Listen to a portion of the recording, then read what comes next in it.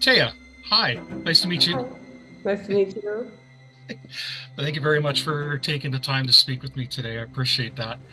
Um, so first of all, congratulations on making your debut feature film, but also making a making a very large landing at Sundance, which has Thank got you. to mean something. This has to be very meaningful for you and the team behind the movie. Absolutely. It's no, that was a perfect place, I think, for the film to premiere. And it also means a lot to get that kind of recognition, and also because the film is um yeah, it's like mixing the genres, and it has take like I took some chances, so it was very nice that they wanted to screen it. Yeah. So handling the undead is what I would describe as a dramatic horror. Um, I just say I'm hesitant to use the Z word, but based on Andre Abide Lindqvist's novel by the same name. God, I wish I get that name right. How would you describe your movie to someone who's thinking of seeing it this weekend when it opens up? I would describe it as beautiful, melancholic, and unsettling meditation on grief, I think. But for me, it's a drama with a horror premise, but it's more like humanist in the way it's like an intimate portrait of people getting their most profound but impossible wish. Actually, what do you say? Like their wish made. Sorry. Yeah. So because what they wish for is for the people that they've lost to come back to life, and they get that fulfilled. Yeah, so they get their profound but impossible wish fulfilled, and how that would look like. Yeah, because you have three different families experiencing the same thing in three slightly different ways. There's three different setups, right? As far as we'll give it, as far as time is concerned, and how long they've been grieving. Um, there are also different ways in how this finishes. And I probably already know the answer to this, but doing it that way, is it to just give a broader experience of grief? Or, Yes, yeah, it is, and I think that we all grieve in different ways, and there's like no right way to grieve. But it is definitely just also because I think that there is all different variations on like how they died as well.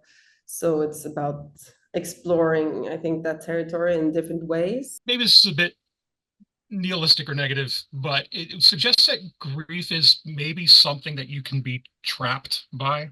Yes, and I think that grieving can be a very isolating process as well.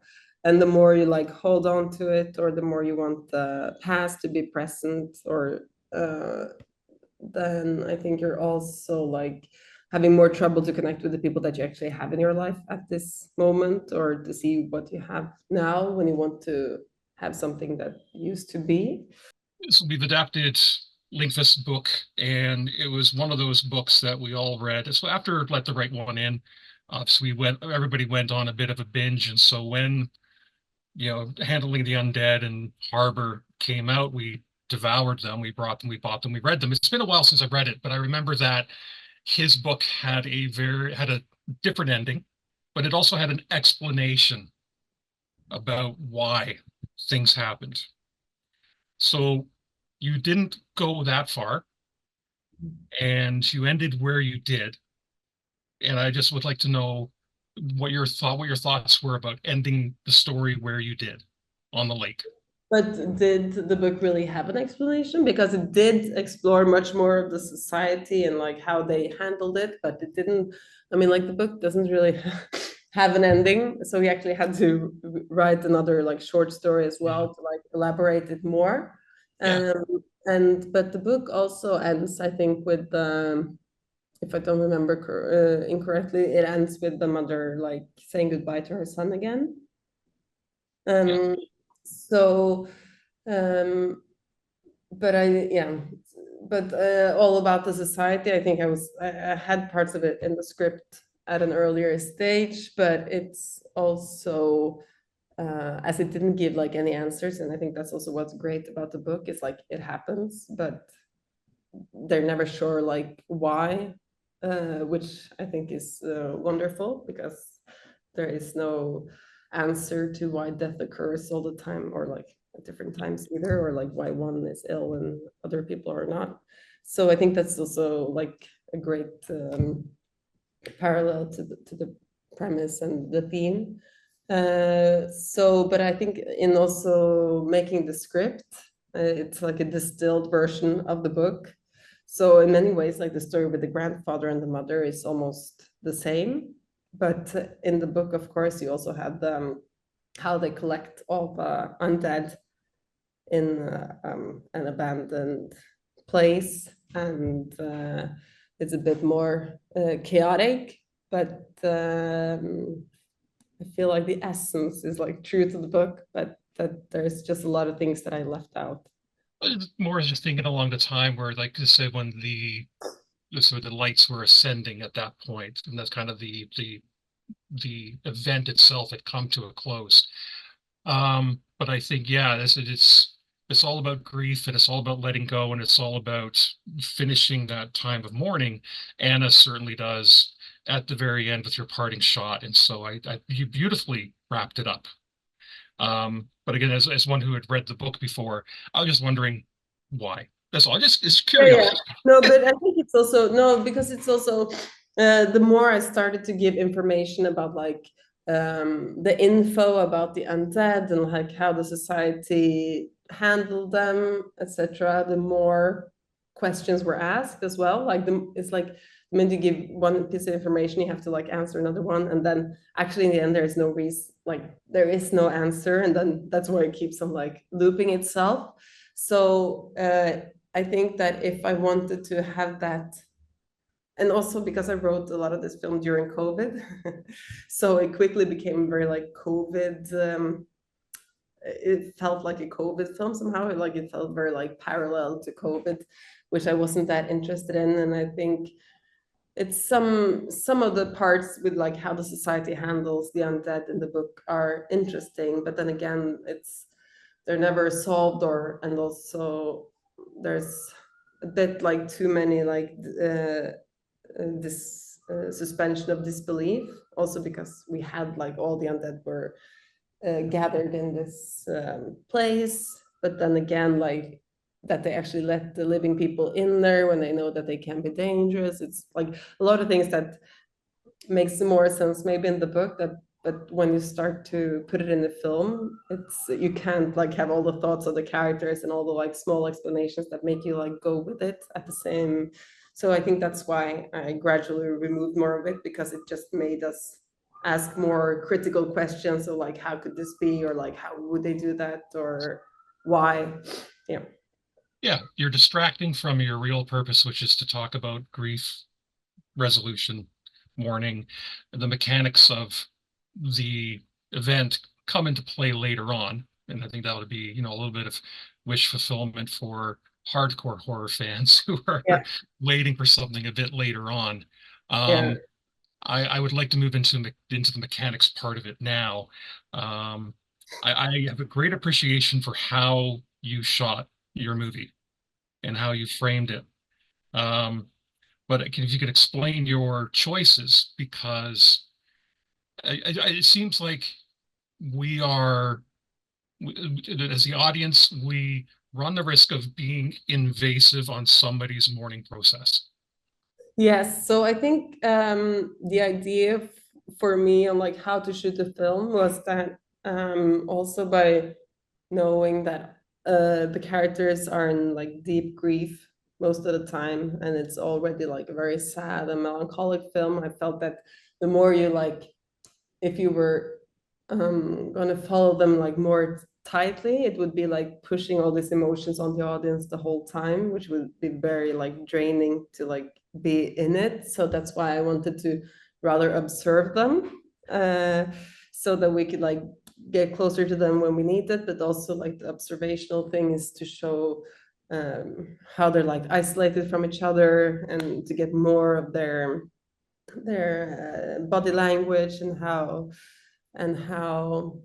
their lives are moving in such like a slow and isolated way somehow, like how they're filled with grief. So I think observing them also, or that was at least the intention, would leave more space for the audience to like try to put themselves into the film, and to have more space to think, rather than like just being pushed up in their faces all the time, or in that way.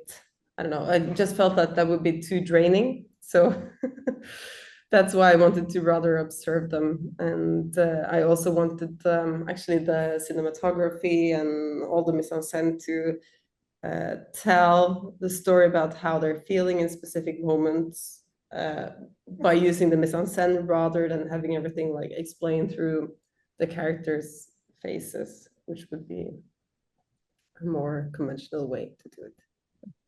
Who would you cite as an influence in your shot choices then? Like who's your foundation as far as filmmakers in your filmmaking process? I think for me, a big influence is Lynn Ramsey. And Yep. another one, especially for this film as well, is Lucille Hadzialidovic. She is also, I think, very good at saying a lot with the, both of them are really good at saying a lot with the imagery without and conveying the emotion through how they frame, and how they use the mise-en-scène. So I think those two are like big influences, and of course, Let the Right One In is a great uh, cinematic influence as well, and like how it's very isolating in how it's shot, and the what do you call it, like the yeah, empty spaces in the frame, and what you don't show really, and what you want to have. Like, yeah, that was also another thing that I wanted, because since the story is so sad, but that I wanted the film to be like both unsettling and heartbreaking and beautiful. So also by having these like longer shots, that where you don't really get everything in frame at the same time, with or the theory at least was that it would add some sort of like tension and unsettlingness, because you don't get the whole picture the whole time, and you feel like it's just this uh, that something might happen outside of the frame, or that there's parts of the shot that are in darkness, or that you hide someone behind the wall, and it's just adding some uncanniness, I feel. That was also part of the idea, to make the sound design and the camera movements to add this unsettling vibe to the story. It looks great. It's really it's fun to watch. It's something to experience for its for its dramatic elements. But let's end on a hardcore horror note, shall we? Um, the Anna's Son. I will say that this is probably the best puppet that I've seen since Demian Runa's Argentine horror film Terrified. But you go a little bit further, and there's actually some because Anna's son is dead but not dead, and so for the horror nuts, just let us know what went on with that, just so that they appreciate look because everybody's going to wonder what how you did it, and just for us who would like to know how things are done, let's end on that. How did you do it? Yeah, yeah.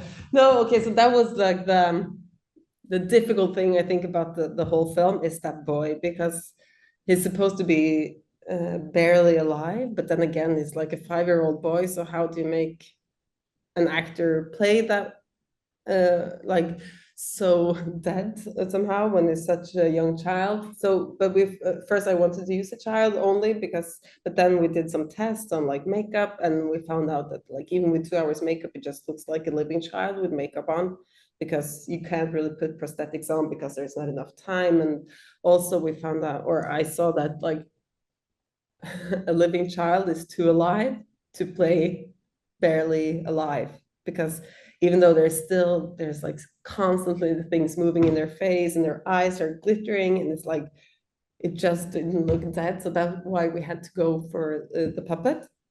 So he's made out of the boy, so in some scenes we use the boy, but in most scenes we use the puppet. So he's like a look, we actually scanned the whole boy, so the parents of this boy was very uh, very generous, like letting us use their boy to look dead. So, and we had the great SFX supervisor, and he did it, and he looked just so good. And actually, Renata, she didn't want to see the boy until she actually saw him in the scene. So on the scene where she's like coming into the room and seeing him, that's when she actually sees him for the first time.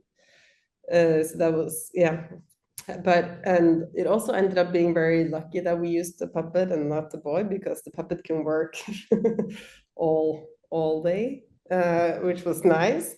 But we also found out like when we, because the puppet was ready only like 2 days before we were going to shoot him, so then it was like, oh, but he's very unlively. So we ended up having like puppeteers on set, like giving him breath and moving him a little bit. And then in post, we did a lot of the work on like how, on his face movements and the eyes. And it took quite a while, because first like giving him like normal blinks, etc. It just made him look too alive. So it took a lot of exploration to find out how to make him like look real, but not alive, and still like that enough. Yeah. So it was a long time, but it's a mix of a puppet, a boy, and a lot of VFX on the eyes. Certainly there's a chilling effect to seeing that. So well done to the team and the half a dozen puppeteers off camera pulling their levers and everything. Thea, Tak, thank you very much for your Oh, time. Congratulations again, and we look forward to seeing what you have coming up next. Thank you for your time. thank you. Thank you.